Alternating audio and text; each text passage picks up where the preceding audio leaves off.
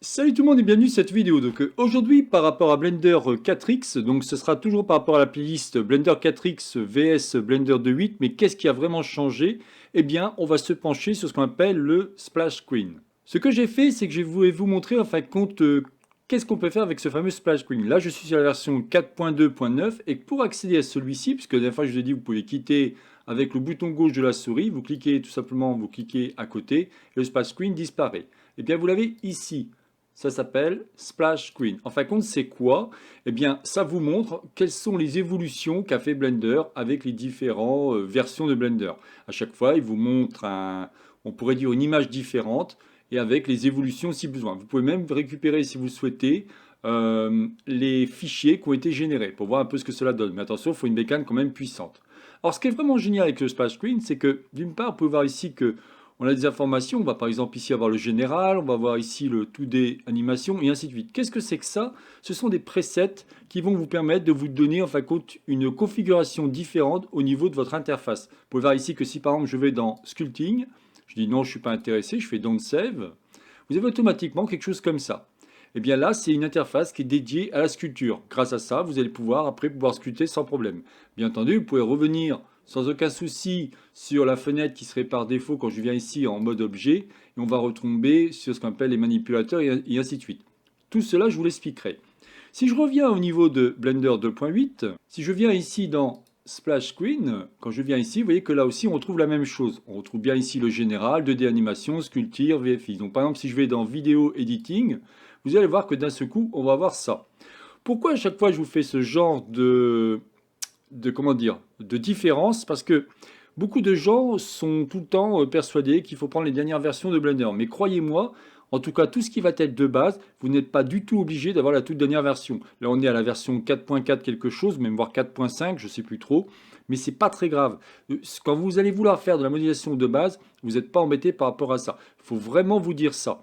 Très souvent, les évolutions qu'il va y avoir, ça va être par rapport, ça veut dire tout ce qui est la géométrie note, ça va être le shading, ça va être la sculpture, les moteurs de rendu qu'on voit un petit peu évoluer sur différentes petites choses, mais quand vous apprenez Blender, c'est surtout là-dessus que je veux rebondir, quand vous apprenez Blender, vous n'êtes absolument pas obligé d'avoir les dernières versions. Par contre, ce que je vous conseille, c'est d'avoir au moins une version stabilisée, en l'occurrence ce que j'appelle LTS. Alors là, je vais faire File New, mais vous inquiétez pas, je vous ferai quand même quelques vidéos par rapport à Blender 4 pour vous montrer quand même quelques petites subtilités. Mais pour voir qu'ici, qu'au niveau de l'interface, franchement, il n'y a pas de différence ou très peu entre la version 4.2.9, donc la version LTS, et la version 2.8 que je vous ai montré. Bon, quand je reviens ici en Splash Screen, vous allez voir donc ici on peut avoir des presets. On va pouvoir aussi ouvrir un nouveau fichier et ici normalement vous aviez au tout début vous aviez des informations sur la documentation en ligne, sur les forums par rapport à Blender et ainsi de suite. Vous allez bien sûr pouvoir retrouver cela quand vous allez ici dans Help, vous cliquez sur Manuel et là vous allez tomber directement sur le manuel en fonction de votre version. Quand je viens ici, vous voyez que là je suis dans la 4.2 puisque c'est la version sur laquelle je suis et je vais avoir pas mal d'informations. En plus, il m'a mis directement en français, ça c'est vraiment génial, vous voyez. Quoique là, je vois qu'il y a du français et il y a aussi de l'anglais, alors c'est pas sûr. Bon, après, moi je vous conseille plutôt de vous mettre par exemple en anglais et vous prenez pourquoi pas Google Translate ou le browser Google Chrome pour traduire celui-ci si besoin. Mais vous allez voir que des fois les traductions ne sont pas terribles. Mais tout ça pour vous dire que vous allez vraiment avoir beaucoup d'aide par rapport à Blender, par rapport à tout ce qu'il peut vous apporter. Ensuite, quand je viens ici, toujours au niveau du splash screen, vous aviez aussi par exemple tout ce qui est les tutoriels. Effectivement, vous allez pouvoir tomber sur les tutoriels qui vont être par contre en anglais. Très souvent, tout cela sera en anglais. Vous avez aussi les release notes, le support si besoin, ou alors user community. Donc en gros, ce que je veux vous dire, c'est que le splash screen, ça va vraiment vous montrer quelles vont être les évolutions ou quel est le côté plutôt qu'est-ce qu'ils ont voulu, sur quoi ils ont voulu se pencher. C'est souvent des gens qui vont développer des scènes complètes et ils vont le mettre dans le splash screen. C'est vraiment vous donner un aperçu de ce que Blender peut vous apporter.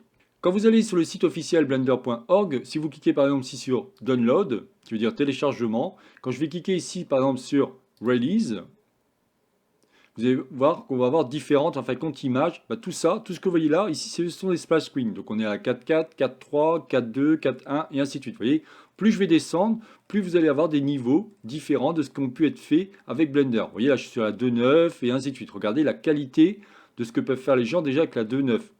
Comme je vous dis, vous n'êtes pas du tout obligé, regardez celle-là par exemple, extraordinaire, vous n'êtes pas du tout obligé de prendre à chaque fois les dernières versions de Blender, bien entendu. Moi, ce qui m'intéresse, c'est vous montrer, faire une espèce de parallèle avec ce qu'on peut faire. Là, regardez pareil, la puissance ou les rendus que les gens faisaient avec même les versions 2.7 et ainsi de suite. On pourrait descendre et ainsi de suite. Bon, bien entendu, ce sont des professionnels qui font ça.